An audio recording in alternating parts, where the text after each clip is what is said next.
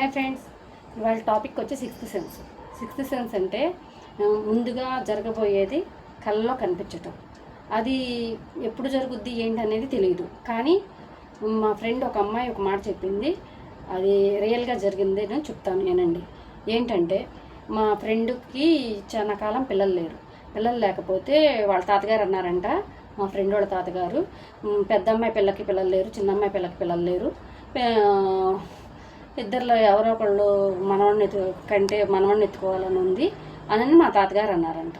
అని అంటే మా ఫ్రెండ్ పిల్లలు లేరని బాధపడతా నిద్రపోయిందంట. నిద్రపోతే కలలో వాళ్ళ చెల్లెలుకి గర్భిణీ వచ్చినట్టు, మా ఫ్రెండ్ వాళ్ళ చెల్లెలకి గర్భిణీ పోయినట్టుగా హాస్పిటల్లో ఒక రూమ్ దగ్గర నుంచి కుర్చీ తీసుకొచ్చి వేసి, అక్క నాకు ఇట్లా గర్భిణీ పోయింది అక్క అని చెప్పినట్టుగా, మా ఫ్రెండ్ వేప చెట్టు కింద నిలబడినట్టుగా కల్లో కనిపిస్తే నిద్రలేసి పొద్దున్నే వాళ్ళ అమ్మతో చెప్తుందంట. మా ఫ్రెండ్ చెప్తుంటే అంతలోకి మా ఫ్రెండ్ వాళ్ళ అమ్మమ్మ వచ్చి, మీ చెల్లెలు కూతురు ఇట్లా గర్భిణీ వచ్చింది అని చెప్పి వాళ్ళ అమ్మమ్మ వచ్చి మా ఫ్రెండ్ వాళ్ళ అమ్మతో చెప్పిందంట. చెప్తే అమ్మమ్మ అని మా ఫ్రెండ్ చెప్పబోయిందంట.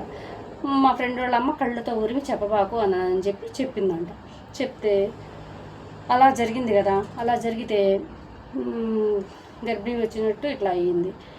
సిక్స్త్ సెన్స్ చూసారా ఎలా ఉందో. ఆ అమ్మాయి గర్భిణీ వచ్చిద్దని తెలియదు, గర్భిణీ పోయినట్టు మా ఫ్రెండ్ కల్లో కనపడింది కదా. మా ఫ్రెండ్ వాళ్ళంతా చెప్పి, ఏందమ్మా నాకు ఎలా వచ్చింది, ఆ పిల్ల మళ్ళీ గర్భిణీ అని అంటున్నారని బాధపడిన తర్వాత కొద్ది రోజులు పోయాక మా ఫ్రెండ్ని వాళ్ళ ఇంట్లో వాళ్ళు బయటకు అసలు పంపిరనమాట. అయితే ఏదో చుట్టాలకి శుభలేఖలు ఇవ్వాలా, ముత్తైదులు తక్కువయ్యారని చెప్పి మా ఫ్రెండ్ వాళ్ళ అమ్మమ్మ శుభలేఖలు ఇవ్వడానికి వాళ్ళ పిన్ని వాళ్ళ ఇళ్ళకి తీసుకెళ్ళింది అనమాట. తీసుకెళ్తే శుభలేఖలు ఇస్తుంటే నెక్స్ట్ డే పెళ్ళి అనమాట. నెక్స్ట్ డే పెళ్ళి అయితే మా ఫ్రెండ్ వాళ్ళ పిన్ అంది,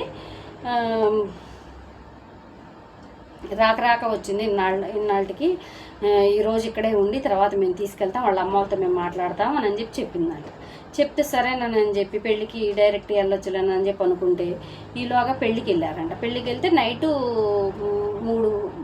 తెల్లారగట్ట 3 గంటలకు పెళ్ళి.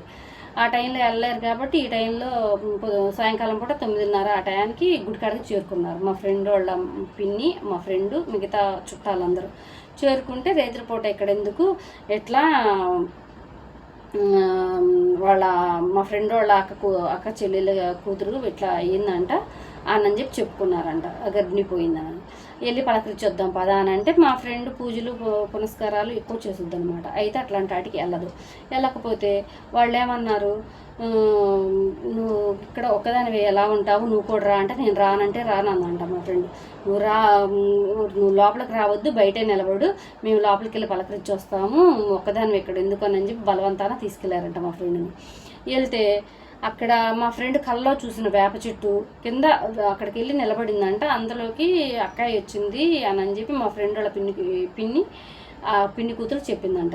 అక్కాయి మరి లోపలికి రాలేదేంటంటే, రాదుగా పూజలు చేస్తుందిగా అని అంటే, మా ఫ్రెండ్ వాళ్ళ పిన్ని కుర్చీ తీసుకొచ్చి బయట ఆ రూమ్ దగ్గర వేసిందంట. ఆ పిల్ల వచ్చి కూర్చొని, అక్క ఇట్లా అయింది అక్క అని ఏడుస్తా చెప్తుందంట. అప్పుడు మా ఫ్రెండ్కి నాకు కల్లో ఇట్లా వేప చెట్టు కింద ఉండి రూము అని గుర్తుకొచ్చి చూస్తే, అలాగే మా ఫ్రెండ్ కల్లో ఎప్పుడైతే చూసిందో అలాగే ఆ రూమ్ కానీ ఆ కుర్చీ కానీ ఆ పిల్ల నడుచుకుంటూ వచ్చి గోడ పట్టుకొని నడుచుకుంటూ వచ్చి కూర్చునే విధానం కానీ మా ఫ్రెండ్ కూడా వేప చెట్టు కిందే ఉందంట. చూసి ఆశ్చర్యపోయిందంట. ఇది రియల్గా జరిగిన స్టోరీ. ఇట్లాంటివి మీకు కూడా జరుగుతాయా? జరిగితే కామెంట్లో చెప్పండి. Bye friends. నచ్చితే లైక్ చేయండి, సబ్స్క్రైబ్ చేయండి. బాయ్.